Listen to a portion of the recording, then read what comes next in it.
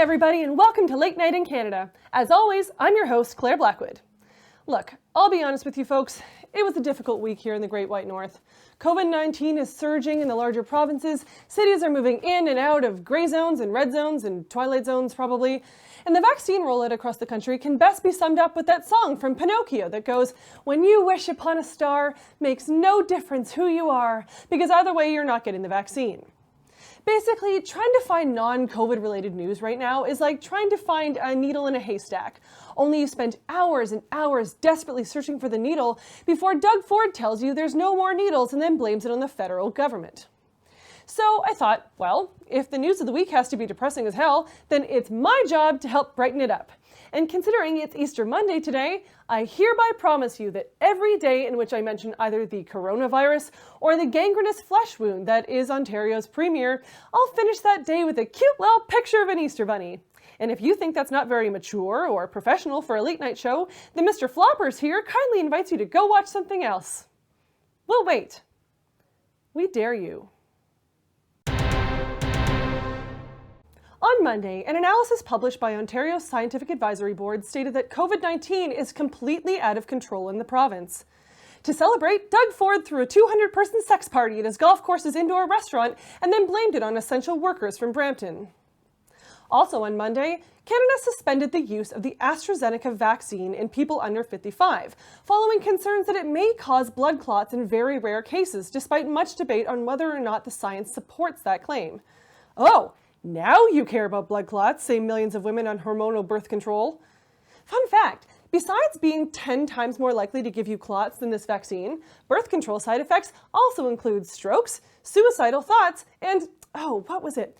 Oh yeah, death. But women have been using it for years knowing this because, well, what's a little death compared to bodily autonomy anyway? Call me back when the AstraZeneca vaccine causes something half the population hasn't been dealing with for decades, like increased likelihood of wolf attacks or slight chance of eagle abduction. Then I'll be worried. You know who's not worried, though? Lord Buddington Wigglesworth VII. The only thing he cares about are carrots, snuggles, and inheriting the keys to the family estate when his older siblings suddenly and violently disappear under mysterious circumstances. The big story on Tuesday was Alberta's Ministry of Education releasing a draft of its new curriculum for grades K to 6. The draft received instant backlash for its lack of LGBTQ and human rights content, erasure of present-day Indigenous contributions, and inappropriately complex subject matter. For example, in grade 2, kids will be taught age-friendly topics like Greco-Roman architecture, the bubonic plague, and origins of world democracy. That is too much, and that's coming from me. When most kids were learning how cool kissing was, I was teaching myself how to read hieroglyphics so that I could decipher ancient Egyptian tombs. That is real. That is a real fact about me. So believe me when I say that the only complicated architecture 7-year-olds should be thinking about is how to build kick-ass sand castles. And the only plague they should be learning about is cooties. On Wednesday, a new report by the Ontario Medical Association found that older Ontarians from the ages of 55 to 64 are the most likely to spread COVID-19 misinformation online, adding yet another reason why not accepting your Aunt Sheila's Facebook request 5 years ago was a good idea. Now, this shouldn't be surprising. Who hasn't gotten a panicked mass email from an older family member with a subject line like, "Are Russian pop stars poisoning our dairy industry?" So if your dad or your friend's uncle starts posting articles about COVID being a plot to inoculate us all in preparation for the upcoming robot wars from websites like antivaxtruthseekers.freedom, have a chat with them or unfriend them or disown yourself. But whatever you do not let them find out about Reddit. Captain Long-Ear Silver here spent an hour browsing Reddit last week, and now he won't stop writing manifestos about the art of escaping the friend zone. On Thursday, it was announced that the CBC Radio-Canada will be one of the news organizations to host 2 leaders' debates in the next federal election. So get ready for moderator Steve Patterson to ask Trudeau and O'Toole hard-hitting questions like, what's better, camping or glamping? And climate change, real or hoax? That was a little CBC debaters joke for the 2 people watching this who will get it. Also on Thursday, Ontario Premier and Madame Tussauds sculpture pulled for scaring too many babies, Doug Ford, officially announced a 3rd Ontario lockdown. Now, many have criticized the new lockdown measures, making observations such as, nothing has changed. No, seriously, look us in our eyes and tell us what's changed. And if you don't close the goddamn schools, we ride at dawn. This is textbook Ford policy and nothing new from what we've been dealing with since the pandemic began. Create half-assed lockdown measures that don't hurt his reputation with his business pals, and then blame anyone and anything else when cases rise due to his incompetence. At this point, his assistants are just using the Mad Libs format when writing his press conference speeches. Okay, guys, for the third lockdown speech, we need a folksy term of endearment, an age group under 50, something Ford recently reopened but will now get mad at people for doing, a beloved family member, and a horrible fate that will befall them. We're doing great work. You know who won't suffer a horrible fate, however? Pickles McHops. Look at this guy. He doesn't have to worry about catching a deadly virus. He gets to hop around all day, free as a bird, not ever concerning himself with social distancing, masks, or a lack of human touch. I mean, okay, Pickles, you don't have to rub it in our faces. Asshole. I'm losing my mind. And finally, on Friday, Air Canada announced that its deal to acquire struggling rival airline Air Transat was cancelled after citing financial concerns. Both airlines stated that the decision to break up was mutual, but considering Air Canada was forced to pay Air Transat a $12.5 million settlement, one has to ask, was Air Canada seeing someone else? How much dirt does Air Transat have on its rival? And who gets custody of their passengers? Find out this week on the Real Airlines of Canada. Did I write that entire joke just so I can make this image? Yes. Do I stand by it? 1000%. A new report by the Canadian Institute for Health Information released last week stated that Canada has the worst record for COVID-19 deaths in long-term care homes among wealthy nations, with Ontario alone recording over 3,745 deaths by the beginning of March 2021, a number that represents over half of all Ontario COVID deaths. Our long-term care situation has been called a crisis by too many organizations to keep track of. So this week, I want to look at long-term care homes in Ontario. What's going on, why the hell this happened, and what needs to change so that it never happens again in this week's The Focus. The long-term care home, a place where you can rest assured that your beloved parent or grandparent will receive the care they need by well-funded, highly trained staff and operated by people whose only priority is the health and safety of the residents and employees. I mean, just look at those two. So happy, not a care in the world. And if we stop right here, then we can all go our merry ways believing that everything I just said is universally true. If we stop right now, just please stop watching. No? Okay. To start, let's get the basics out of the way. There are 630 long-term care or nursing homes in Ontario.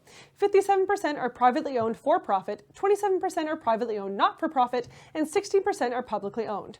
Regardless of status, they all receive partial or entire funding from the provincial government, and also charge residents rent and board. And just to be clear, I'm not talking about retirement homes here. Long-term care homes are specifically defined by their ability to provide 24-hour nursing and personalized care, like feeding and bathing, to residents who can't live independently.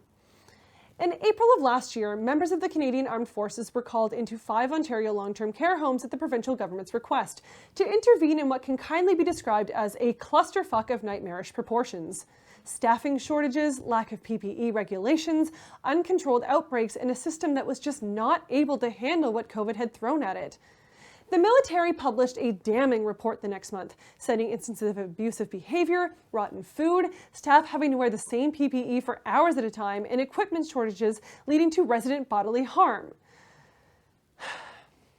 We're just going to take a quick pause here to look at this picture of a happy little kitten. Okay, moving on. And that's just the 5 homes they investigated. People who had family in nursing homes became understandably concerned when this all came out, but the report brought to light what many in the healthcare sector have known for decades.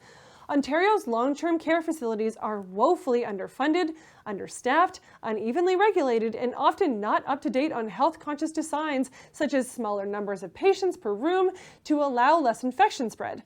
Not to mention the fact that the differences between for-profit and not-for-profit homes in terms of COVID deaths and infection rates are staggering. According to a report from the science table hired to advise Doug Ford on how to improve conditions, homes with for-profit status had outbreaks with nearly twice as many residents infected and 78% more resident deaths compared with non-profit homes. Holy shit! The only things elderly people should be 78% more prone to are talking about kids these days and posting unintentionally hilarious questions on Facebook.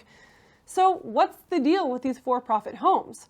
Well, one of their major issues is building age. 22 years ago, Ontario mandated new nursing home rooms house no more than 2 people, in large part to control infection. Everything from visitors to privacy curtains can spread viruses. But rooms that already had more than 2 beds have been long grandfathered in place. So now, about a third of Ontario's beds only meet a nearly 50-year-old standard. It is in those facilities where 57% of the deaths have occurred. Older buildings have a higher death toll, the vast majority of which are owned by for-profit companies. That is horrifying and makes you wonder why anyone would consider putting their loved ones into for-profit facilities, until you learn that the Ontario waitlist for any long-term care home sits at around 40,000 people. For reference, 40,000 people is the capacity of most major baseball stadiums, or the number of men holding fish on dating apps who have messaged me, "Sup," this week alone. These places haven't ever had a real financial incentive to renovate their facilities because, like rising rent prices in Toronto and Vancouver, there's always going to be some desperate person who needs a place to stay. Now, the province did institute a rule stating that no new residents could be moved into 3 to 4 person rooms as of last June, but that sure doesn't help the people who are already there now. Plus, getting rid of beds means fewer patients, and fewer patients means less money, and money is a thing that for-profit companies tend to like a lot. I've never seen the people who run these things, but you just know that they look like early 1900s oil tycoons. For-profit homes also make up the majority of places found to continually commit safety violations, either due to negligence, lack of resources, or lack of government oversight. Now, it's important to note that none of this is new information. These staffing and quality care problems go back decades and not just in for-profit homes. A 1984 report by the Canadian Medical Association stated that the standard of care provided in many nursing homes is grossly inadequate. They provide a life of immobility and tedium and lack any guarantee of adequate basic care. So who is at fault here? Well, the issue of funding and staffing has been largely ignored for a long time. Ontario premiers have a bad habit of playing the blame game when it comes to nursing home conditions, shuffling said blame from past premier to past premier, presumably all the way back until our first premier and haunted painting ghost, John Sandfield MacDonald. I bet when he was first asked about long-term care funding, he was just shocked to consider that you could live past 45. For reference, he is 16 in this picture. It was truly a different time. We've all seen with Ford's lockdowns that his favorite pastime is blaming literally anyone else for his bad decisions. Back when the military's report came out in May, Ford reacted with tears, stating, "It's shocking that this can happen here in Canada. It's gut-wrenching, and reading those reports was the hardest thing I've done as Premier, knowing that so much more needs to be done." And so he quickly and valiantly went and didn't do it. Best premier ever! Have another kitten. We're gonna get through this.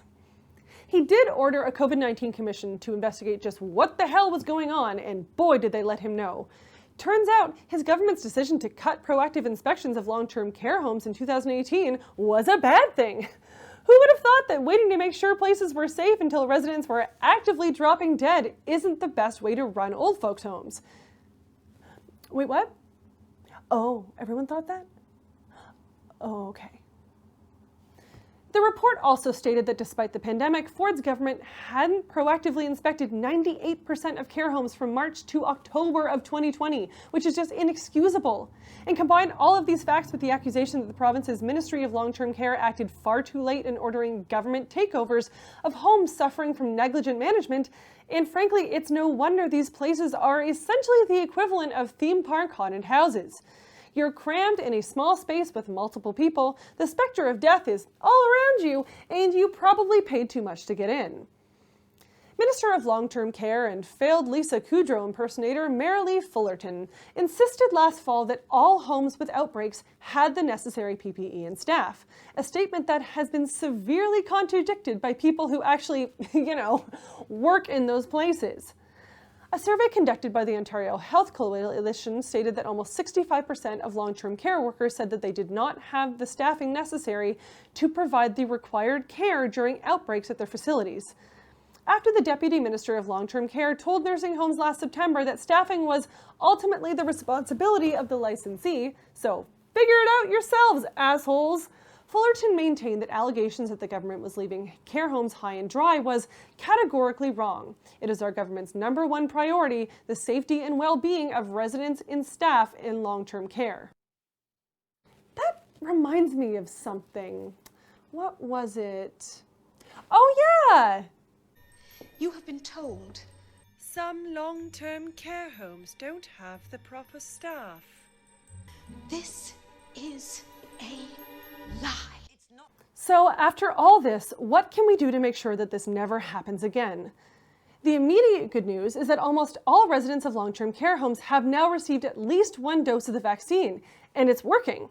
According to an Ontario report, since the beginning of March, 9 long-term care residents have died from COVID-19, compared to 770 in January. That is great, but that is also short-term.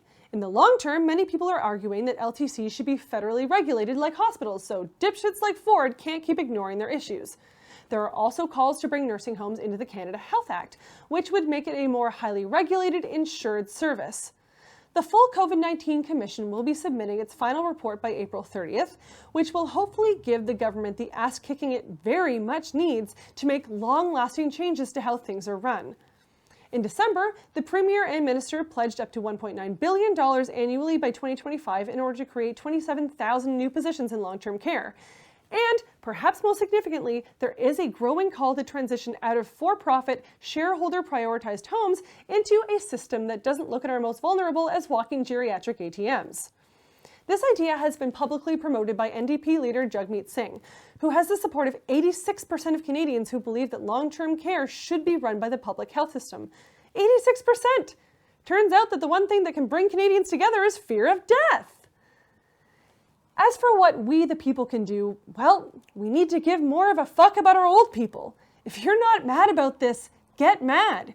Oftentimes political decisions are based on public opinion, and as difficult as it is for us to consider the conditions in long-term care homes, it's a hell of a lot harder to experience them firsthand.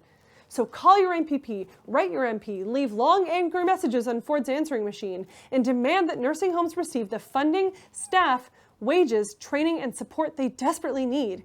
This has been governmental negligence at its best. We can't let them pass the buck anymore. Have a kitten for the road.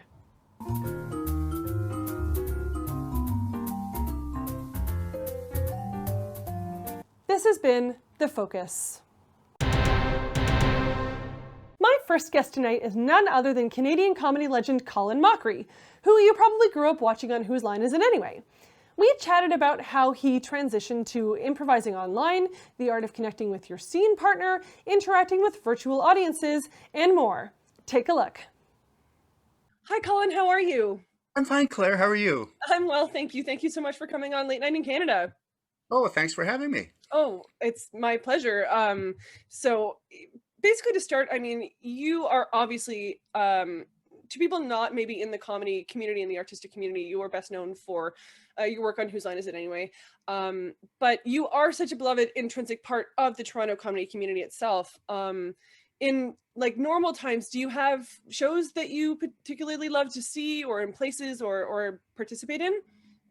Bad Dog and the Comedy Bar are kind of the two places, and Second City at times.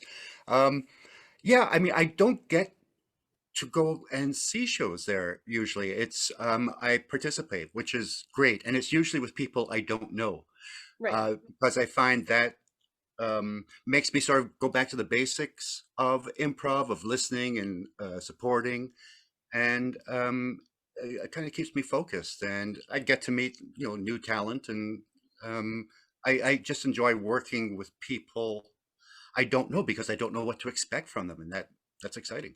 Yeah. And I think one of I was actually talking to a friend who got really excited that I was talking to you, and he's like, "You have to ask Colin.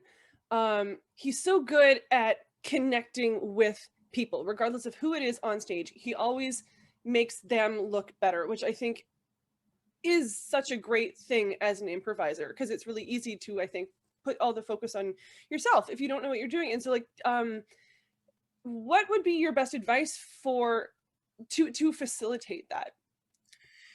Yeah, I mean, that's a tough one. You know, when I mean, I don't teach improv a lot just because I'm a horrible teacher. I'm not being humble or I'm just bad. But when I have taught it, um, the hardest thing is for people to use their ego for good rather than evil. It's hard for people to come into a scene, the other person gets their idea out, and for them just to drop their idea and go with it. And I mean, time does take care of that. You know, the more you do it, the easier it is. I mean, I've been incredibly fortunate having worked with not only some really good improvisers, but incredibly generous. Ryan Stiles, who I've basically grown up with, one of the things I love about him is he gets as much joy setting you up for a joke and you getting that he's setting you up and coming up with the right punchline. He loves that. And I learned that basically from him. There's just as much value as setting up a scene and supporting and keeping the narrative going. It may not be as flashy as getting all the laughs, but you can still find a way to get your laughs. And um, but the scene is kind of your main thing. That's the thing you should be focusing on, and your fellow players, and making sure everyone's having a good time. That's awesome. This year in particular, I think it's been really challenging to artists in general, but I think, Oh, what happened? I haven't seen a paper for a while. This stuff been yeah, I going know. Oh on. God, I have some bad news for you. What? Oh Don't no. go on the internet. Yeah, so I mean, it's been really challenging in many, many ways for artists, but I think especially improvisers, because of the nature of improv itself, that you have to be so in the moment, so connected, so focused on your scene partner. Um, eh, how have you managed that transition to more online performance? Yeah, I mean, as you say, it has been a difficult transition. And when it first, when sort of lockdown first started and we were staying at home, I did some Zoom improv things with various people to varying degrees of success. I saw Um, you on Liz Johnson's show. That was great. I was just thinking of Liz. That was that the murder one? The Uh, murder? yeah, you were the professor. Yeah. Oh, Yeah. yes. Those are fun, sort of in the interview sort of Mhm. format, because you can still set up a relationship with someone without actually having to be there. It's when you have scenes with more than, you know, a couple of people that it's hard also to keep the focus. Brad Sherwood, who I've been touring with for the last 18 years, we came up with this, well, we came up with the idea of doing a virtual show, and then we had tech people who understood how to do it, Oh, do it, and it's it was fantastic because I was very leery at the beginning, thinking, well, how will this work? You know, we're so used to talking to the audience and talking to each other and really connecting, as you say. And the team came up with a way to make the technology our friend. And we found out a way to play with it that it doesn't limit us. It actually allows us to do things we can't do on stage, like with special effects and green screens. And it takes a little work, but you can still manage to connect. It's just like another little roadblock to what we do with improv all the time. yeah. Good. Oh man, good improv texts are so vital. Oh, Um, absolutely. Yeah, and we have some of the best ones in Toronto. I mean, yeah, and that actually that kind of feeds into my next question, which is, have doing online shows allowed you to either communicate or like connect with your audience in a way that you weren't expecting? Um, Again, thanks to our tech team, Brad is in Vegas. I'm in Toronto. It looks like we're in the same room. We can actually go into people's living rooms and talk to them and have them in our scenes. So for us, that was a big factor in doing those shows because we wanted the audience participation part to still be a major part of it. So every scene, again, still starts with the audience giving us suggestions, but we can actually converse with them in their living room where they're feeling relaxed, as opposed to, pulling them up on stage or pointing them out in the theater. So it's been really cool that way. And I found we don't ask for volunteers for participants in our scene. They just show up on screen. Right. And to a person, it's been great. I don't know if it's because they're not up on stage, but they're at home. They immediately jump in with a character and give us lots of stuff to work with. So it's been wonderful. Yeah, it's kind of like they're part of an audience, but they're not in front of an audience themselves, so they feel much more comfortable performing. Yeah, Yeah, absolutely. that's awesome. What is, and this is like kind of going back to like super basics, because a lot of people who watch my show aren't improvisers and actors. So like, if somebody is thinking of taking up improv, what would be the best piece of advice that you can give them? Just right off the start. Just don't. It's the worst. I can't even. Oh, for God's sake, people. There's enough. We're No, fine. Be an accountant, be a lawyer, be a doctor. Well, first of all, I always say go, if you're going to do improv, absolutely. Make sure you're doing it for the right reasons. If you, a lot of people say, how do you become, famous doing it? And I say, you know what?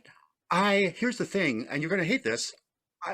I lucked out. I had nothing to do with it. A show came along that focused on the one thing I can do, and that is otherwise nothing. So if you're doing it, do it for love. When I started back in the last century, there was no television shows. People didn't really know what improv was. So we were doing it because we loved it. Every Friday and Saturday night, it'd be, tonight we get to make up stuff.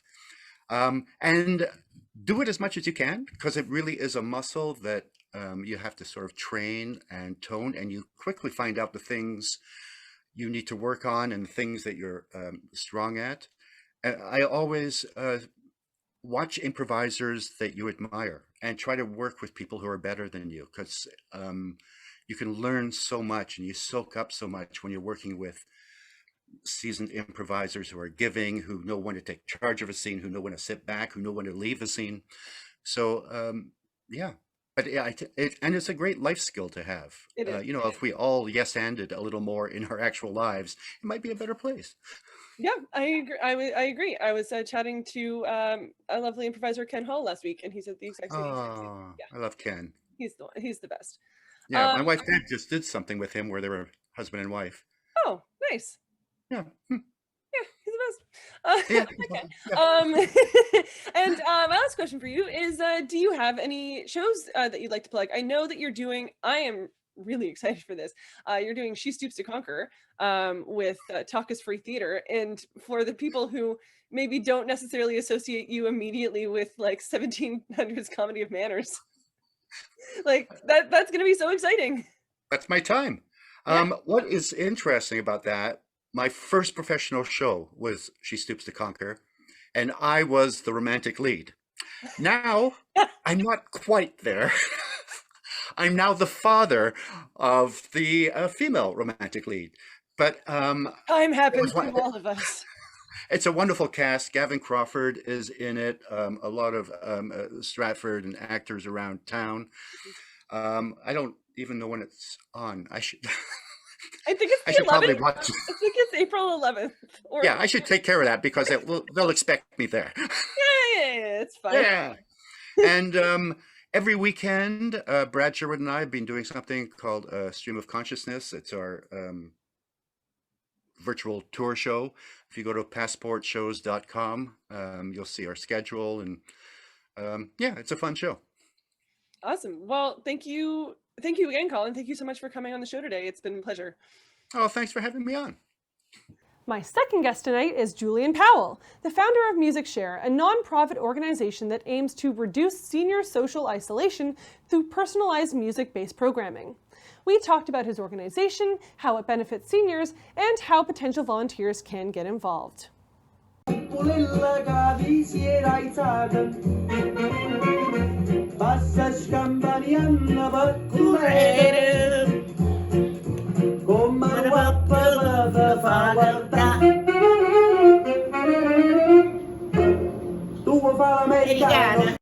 So you are the founder of MusicShare. I would love for you to tell us what that is all about, to start. Absolutely. MusicShare is a non-profit organization that I founded that is dedicated to reducing senior social isolation. And we do that through providing meaningful music-based programming. Our programs take on a few different forms, but that's sort of the crux of what we're doing, is using music and, when we can, social interaction to deal with the problem of senior social isolation. And we're specifically targeting residents living in long-term care. They were some of the most isolated and vulnerable parts of our population even prior to the pandemic, and the pandemic has only exacerbated those needs. Gotcha. So what kind of programs do you offer? Like how exactly does this program work?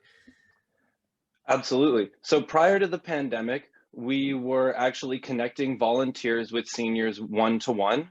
So we would link up with a retirement community and find some residents that weren't participating in some of the programming that was already being available. And we would actually just provide them with a volunteer who was going to visit them once a week for about a half hour. And they would meet, find out what the resident liked to listen to, prepare a little personalized playlist using Spotify for that resident. I should say we also sent the volunteers in with iPads and Bluetooth speakers so that when they came in each week, they could sit down together, listen to some of the residents' favorite songs, and then have some conversations around them and get to know each other a little better. That's what we were doing prior to the pandemic. Unfortunately, once COVID struck, we had to stop all in-person programming. So what we did from there is just went hard on the music side of things and started providing homes with the iPads that we had amassed previously from the work that we were doing, so that one day each week they could provide the playlist to their residents. So we would provide a questionnaire to residents living in a long-term care facility.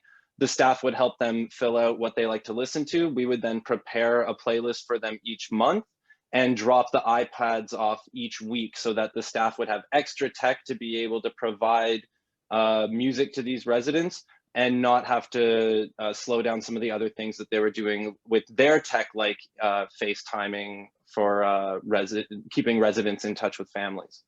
And then we've also now transitioned into doing a virtual program, and that's sort of the next phase of what we've been looking to do. And we're actually just starting this this month, so we're very excited. But we're going to be connecting volunteers with residents face-to-face again, but over Zoom. Great. Yeah, so the residents will have their playlist made for them, just like always. And then volunteers will be able to Zoom in over an iPad that's being provided by the staff and set up for the resident. And then they'll just cycle through residents throughout the day and be able to have little one-to-one conversations, just like we're doing right now. That's awesome. And like, who are these volunteers? Like, who works with this program? Yeah, previously, a lot of the volunteers that we worked with came, and even still, like, came from Ryerson University, because that's where I went to school myself. And so that's where my background is. I'm also part of the social venture zone at Ryerson University, which keeps me connected back to the organization. So it's always really nice to have Ryerson as like my go-to for volunteers first off. But honestly, since we've gotten a little bit more media coverage in recent months, we've had volunteers coming from all over. So it's generally students, but we've been contacted by people from all over, and now we're actually working with high school students to have them facilitate some playlisting for us. The one-to-one is still generally done with older youth volunteers, but the playlisting can be done by anyone. It's great, and it's always nice for like young people to get a taste of music from the 1950s, 1940s, you know? Yeah, that actually leads into a question that I had, which is like, have you noticed trends in the type of music that people ask for? Yeah, absolutely. Generally, it's going to be more traditional music from when kind of, you know, people's formative years, their 20s, their 30s, as they were like meeting their significant other, or maybe taking the first step in that new career, or like living, you know, a wild nightlife. Whatever it was, like there's going to be music connected back to all those key moments in someone's life. So we try to like provide them with stuff that's significant to them. So in terms of trends, you'll see things a lot from like the 1950s, 1940s, Frank Sinatra, Dean Martin, like the old crooners. But then you also see trends in terms of people's like cultural backgrounds. So if someone, say, is like Italian speaking, then they're probably going to ask for some music that has, they're probably going to ask for some Andrea Bocelli. And if they're from like a Chinese background, they're probably going to ask for like music in Cantonese, or, you know, something more specific to their background and culture. So you see the trends across time for people that are from the similar locations, and then you see trends across all the different backgrounds that people come from. And that's really important to us, to provide something for people that gives them an opportunity to hear their native language spoken for what might be, you know, in some cases due to the pandemic, and even before that, like months that they might go without hearing their native language. Yeah, that's wonderful. I can't help but think what music I would ask for, and I feel like I would be that person in nursing home being like, okay, so do you have any J-pop from anime videos? And it's gonna be Well, it's funny you would involved. Yeah, it's funny you would bring that up, because that's what working with Spotify allows us to do, is have such a diverse music library that someone could ask us for something very specific and niche, and generally we're able to provide it to them. Of course, Spotify doesn't have every single artist on there, but generally we're able to provide what people are looking for. Cool. I'd love for you to kind of talk about like the results that you found from this program, and how you've like testimonials. I know you have a couple on your website. But yeah, I'd just love to hear about like how you feel like this has been working for you and the seniors that you're working with. Yeah, for sure. Prior to the pandemic, we actually had like program evaluations that we would have our volunteers fill out to try to gauge how residents were reacting to the program. And generally, they were very positive. I can say that like by the end of a lot of the programs that we would run, if there was like a specific time frame on them, residents would always feel as though they made a new friend, as though they you know, had something to look forward to each week, and would like recommend our program to someone else. And yeah, that kind of stuff is great. Yeah, totally. Well, I guess so you say that you mostly deal in youth volunteers. Say that somebody wanted to get involved and volunteer with your project. Like how could they go about doing that? And is there like an age cap to it? Like, is it, you know, if I know parents who have kids, is that more the age range that you're looking for? So there is no real cap on it. While we do generally have like youth volunteers, we have someone who's going to be volunteering with us for this new virtual program, who like is not a student, is a little bit older. But really, like, I don't think there should be any barriers for people getting involved. The only thing is just for really, when it comes to the virtual and working with seniors, we just want students that have a little bit more life experience before we're going to put them face to face with someone who might be dealing with like some more you know, real life issues themselves. But when it comes to the playlisting, anyone and everyone. Everyone is welcome, and we think that like there's a great opportunity, especially right now, for high school students to get involved who are looking for volunteer hours. We're still, trying to fulfill all the positions for requests that we get, so there's a bit of a backup right now, but we're always just adding to our volunteer list so that people can have an opportunity for some kind of safe volunteering right now that doesn't involve having to leave their house. The playlist can be done from home, and it seems to be a good opportunity for students that are looking for hours right now. So they can get in touch with us through our website, and there's a contact form through there. Okay, great. And say that somebody is kind of like, hey, my grandmother, grandfather is, father is in a long-term care home, and this sounds like it would be awesome for them. Is there a way for them to request you folks at their home? Well, yes, they would have to speak with us and with the activity coordinators at the homes that their family member lives at. Obviously, it would be great if it was just up to us. There are also fees associated with the various programs that we're offering, but we're very lucky right now that we have recently received money from an anonymous donor who is helping us drop the price of the program temporarily for homes that are going to be trialing our new virtual program. And so that's going to allow us to really get some good information. And going back to what you were saying about like making sure that we know that things are effective and feedback from the residents, like that was really hard to get during the pandemic because staff was so overwhelmed.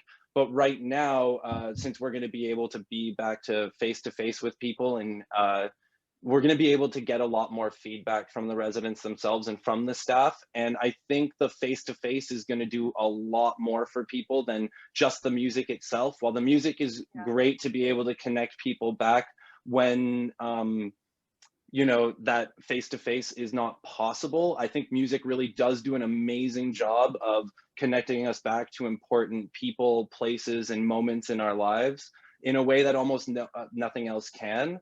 But really, at the end of the day, nothing trumps face-to-face, nothing trumps enjoying your favorite song with someone else and getting to share that experience. So that's why we're Music Share. We're all about we're all about music, but then we're also all about sharing those musical experiences and sharing our favorite songs with other people. And at the end of the day, if you don't feel like listening to music, we're just an ear for people to have a nice conversation with. So that's also what we're looking to provide.